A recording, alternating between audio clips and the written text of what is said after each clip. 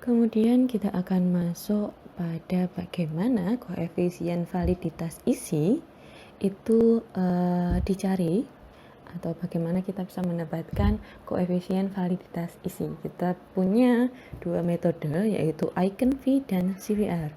Nanti teman-teman akan saya berikan gambaran bagaimana menggunakan metode Eigenvalue dan CVR. Koefisien validitas Eigenvalue. Jadi metode Eigenvalue ini akan melakukan penilaian terhadap suatu item yang dilakukan oleh panel ahli yang melihat sejauh mana item tersebut dapat mengukur konstrak yang ingin diukur. Jadi para ahli akan diberikan daftar soal atau daftar item, kemudian para ahli ini akan menilai apakah item atau soal ini relevan dengan konstrak yang ingin diukur, ataukah si item ini merepresentasikan konstrak yang ingin diukur. Biasanya para ahli ini akan menilai, akan memberikan rating apakah soal ini relevan atau tidak, itu dari angka 1 sampai angka 5. 1 adalah yang terkecil, kemudian 5 adalah yang paling besar. Kemudian setelah mendapatkan nilai tersebut, angka tersebut dapat dimasukkan ke dalam rumus Eigenvalue yang berupa rumusnya V sama dengan sigma S dibagi N dikali C minus 1.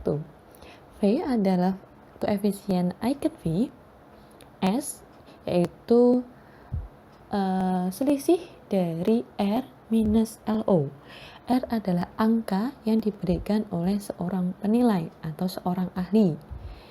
LO adalah angka penilaian validitas terendah, yaitu 1.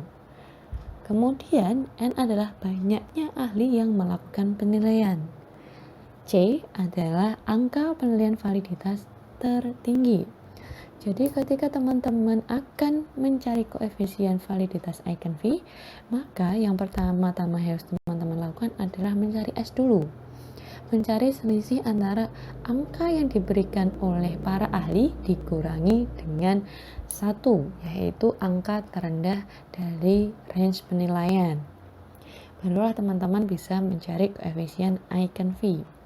Biasanya kalau untuk standar skripsi teman-teman boleh menggunakan ahli untuk mereview kualitas item teman-teman itu oleh dosen pembimbing, atau mungkin kalau teman-teman sudah masuk ke ranah S2 itu harus lebih banyak lagi, tidak hanya satu orang expert atau ahli yang melakukan pengujian terhadap validitas, tetapi harus lebih dari 1, bisa 3, bisa 5, bisa 7, atau yang seterusnya. Nanti akan saya attach suatu file tentang berapa banyak ahli yang bisa digunakan untuk melakukan penilaian terhadap validitas Eigenvalue. Ini adalah contoh lembar professional judgment. Lembar professional judgment itu adalah lembar yang diberikan kepada expert atau ahli, digunakan untuk menilai apakah item soal yang akan kita uji validitasnya itu relevan atau tidak, atau memiliki rating tinggi atau tidak, yang menunjukkan apakah dia merepresentasikan konstrak yang sedang ingin kita ukur. Dalam contoh ini ada professional judgment tentang kecanduan internet. Nah, di dalam kecanduan internet itu terdapat aspek, yaitu aspek keasikan, kemudian indikator perilakunya berupa penggunaan internet menjadi aktivitas penting dalam kehidupan sehari-hari. Contoh item atau soal dari skala kecanduan internet ini adalah saya membentak atau berteriak kepada seseorang yang mengganggu saya ketika online. Nah, expert akan melakukan penilaian di dalam kolom rating atau nilai ini, apakah item nomor 1 ini mencerminkan atau merepresentasikan dari konstrak kecanduan internet. Dalam rating, expert memberikan nilai 4, berarti cukup tinggi ya nilainya. Kemudian sebenarnya expert juga boleh memberikan saran, seperti contoh pada item nomor 3, yaitu saya membawa alat akses internet. dalam semua aktivitas harian saya. Ratingnya tinggi, yaitu 4, tetapi expert memberikan saran alat bisa piranti atau perangkat. Nah, memberikan saran bahwa alat akses bisa diganti dengan kalimat atau kata piranti ataupun perangkat. Jadi dalam lembar professional judgment yang diisi oleh expert akan memberikan nilai atau rating seberapa relevan item terhadap konsep. Juga expert juga dapat memberikan saran apakah item tersebut sudah sesuai, kalimatnya sudah baku, kemudian tidak ambigu. Nah, nanti pembuatan professional judgment ini akan teman-teman dapatkan di mata kuliah selanjutnya, yaitu konstruksi alat ukur psikologi.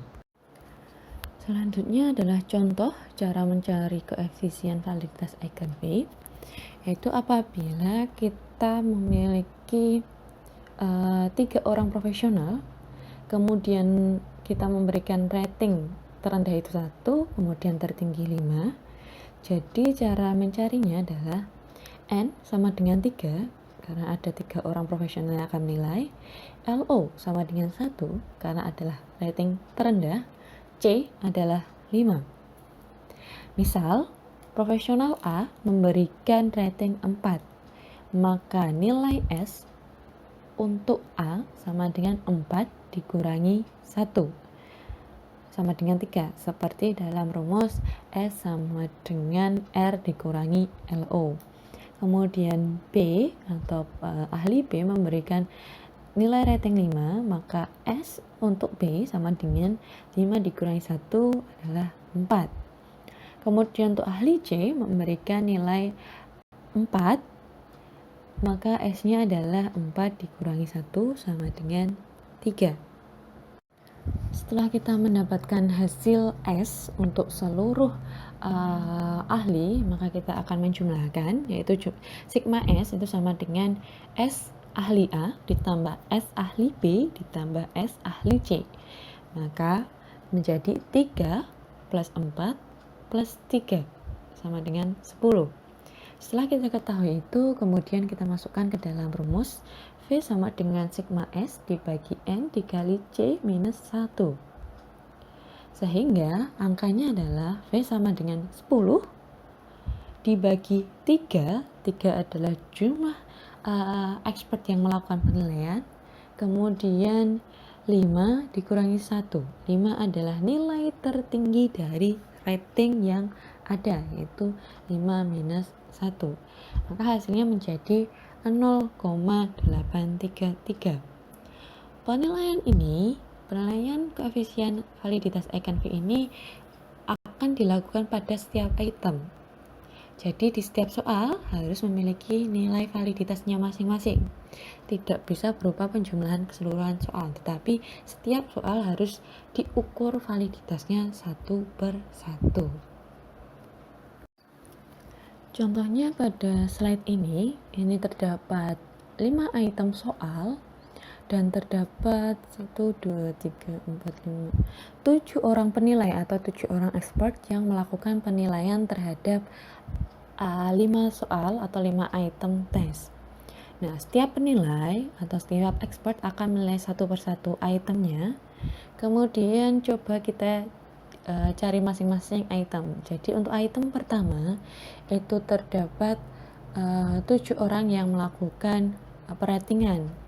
Ini skor, kemudian dikurangi 1 menjadi S, dijumlahkan sigma S. Jadi untuk item 1 sigma S-nya 15, item 2 sigma S-nya 16, item 3 sigma S-nya 17, item 4 sigma S-nya 18, item 5 sigma S-nya 17. Nah, dari ini satu persatu item pertama harus dicari validitas Eigenvalue-nya. Item 2 dicari validitas Eigenvalue-nya sendiri. Begitu juga dengan item 3, item 4 maupun item 5. Bisa teman-teman baca di bawahnya ini. Jadi range koefisien Eigenvalue itu 0 sampai 1. Tidak akan ada tanda minus. Rasio validitas isi laws of CVR. mencerminkan tingkat validitas isi berdasarkan data empirik. Pada CVR ini, sama-sama juga akan menggunakan ahli yang melakukan penilaian terhadap item soal atau item tes, tetapi nanti disebutnya sebagai subject matter expert atau SMA yang memberikan penilaian berdasarkan esensialitas atau seberapa perlu dan penting item itu terhadap tujuan pengukuran. Terdapat 3 tingkat esensialitas yang akan dinilai oleh expert, yaitu ada esensial, kemudian berguna tetapi tidak esensial, dan tidak diperlukan. Rumus dari CVR sendiri adalah 2NE dibagi N dikurangi 1. NE adalah banyaknya SMA atau banyaknya expert yang melakukan penilaian suatu item esensial, dan N adalah banyaknya SMA yang melakukan penilaian. Jadi NE ini adalah